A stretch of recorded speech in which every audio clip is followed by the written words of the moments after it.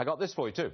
The Department of Veterans Affairs has been improperly spending $6 billion a year. That is taxpayer money, wasting it. Joining us now is veteran Amber Smith. She was a chopper pilot in the U.S. Army, served in combat in Iraq and Afghanistan. Amber, can you break this down for me? That's a huge number. $6 billion was wasted on what? Yeah, this is fraud, waste, and abuse at its worst. We're talking $6 billion of taxpayer money of VA employees using their government purchase cards for unethical purchases of medical devices, medical products, and pharmaceuticals. And they're doing so outside these federal acquisitions laws. So they're basically not using the competitive bidding process to get the best contractor who will be most fiscally sound in what is best for the veteran. So they're really making biased purchases that are wasting taxpayer dollars and putting veterans at risk. So it's a kind of an inside job. We'll buy from you because we like you, even though we're not supposed to buy from you, even though we like you. That's the story here. Yeah, the VA employee who brought light to this issue said that they're basically doing it out of laziness.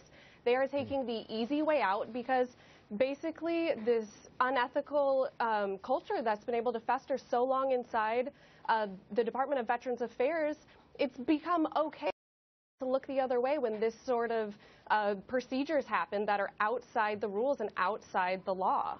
You angry about this? Because you risked your life in Iraq and Afghanistan flying those choppers. How do you feel?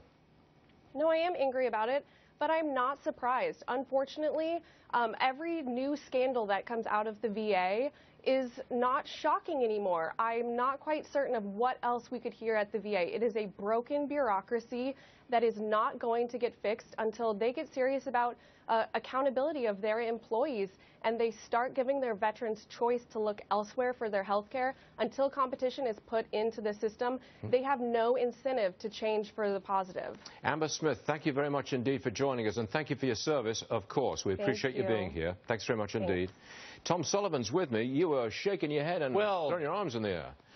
Look, this is a continuing story from agency to agency to agency. They're using federal government credit cards to go to strip clubs. And I mean, it's just out of control. And she said what drove me was accountability. There is no accountability. You can't get fired.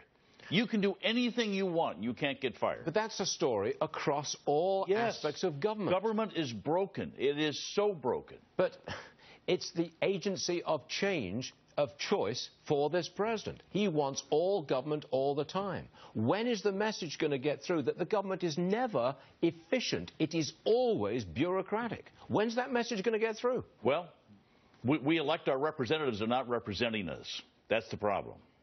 Well said, Tom Sullivan. Thank you very much. Up next, they call them supercars. They are very fast. They're very expensive. We're going to bring you two of the newest models and the man who test drove them as well.